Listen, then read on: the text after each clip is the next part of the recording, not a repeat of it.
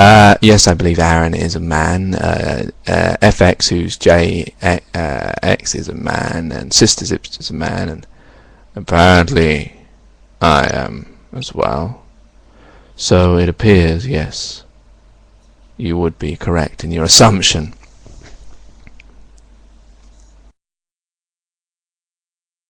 Of course, we never really know. I say we never really know. Obviously, each of us really knows.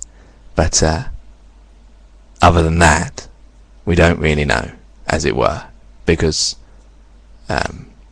we're just a name on a screen. If you know what I mean.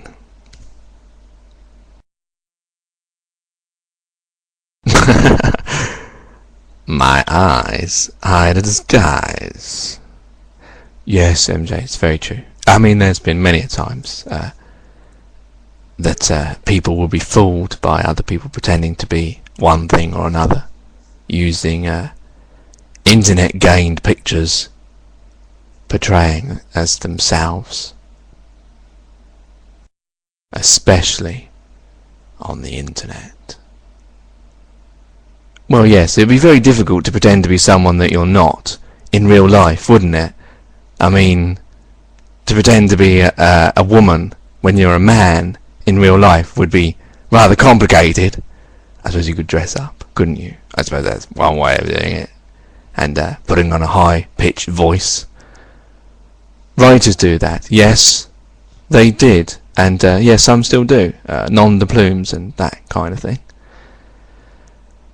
In a dark place, I would imagine.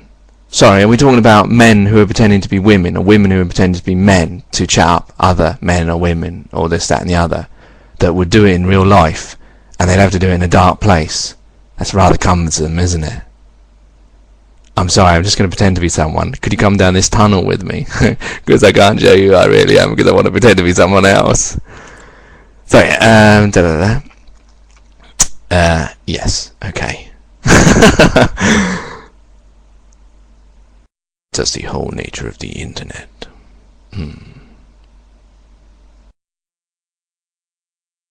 Yes, chat sites. Beware. As Fox Mulder famously said, trust no one. Yes. Well, yeah, because you get a lot of people that, will use assumed names and, assumed sexes and assumed photos that they're easily to gain on the internet, and pretend that's them.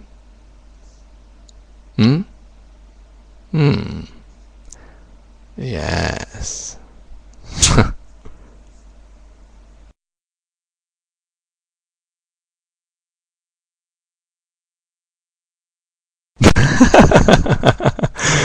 Right, so what's our next subject going to be?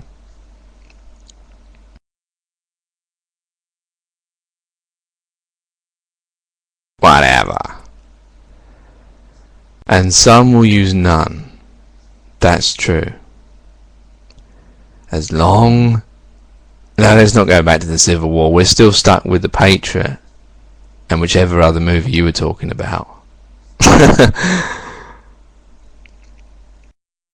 Or was that the American Revolutionary War? I don't know. Let's not even go there, eh? Let's not go there.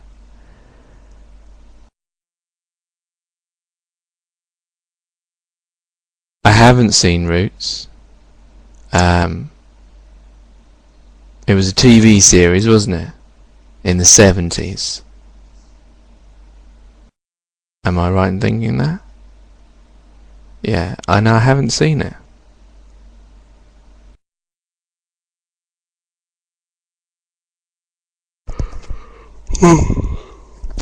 Yes, I'd like to see it.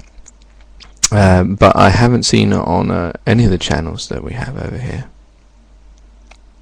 I don't know why. Aaron has it on DVD. Okay, it's on DVD. Available at all good video stores now. And even some of the seedy ones too.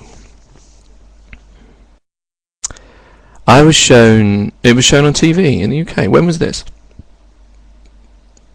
Recently. I haven't seen Football Factory. You went and bought Nights in Rodanthe at my advice. Really? This is the power of John Doyle. Why didn't you just... I hope it wasn't very expensive. I haven't seen Adulthood. Oh, in the 80s. I was still a whippersnapper in the 80s. I haven't seen Adulthood either. I know it's done by the guy who was in Doctor Who. The companion, Mickey. But I haven't seen them yet. So have you watched Doctor Who? You don't know Doctor Who? Get out of here! There was even an American version of Doctor Who with I get out of my own room.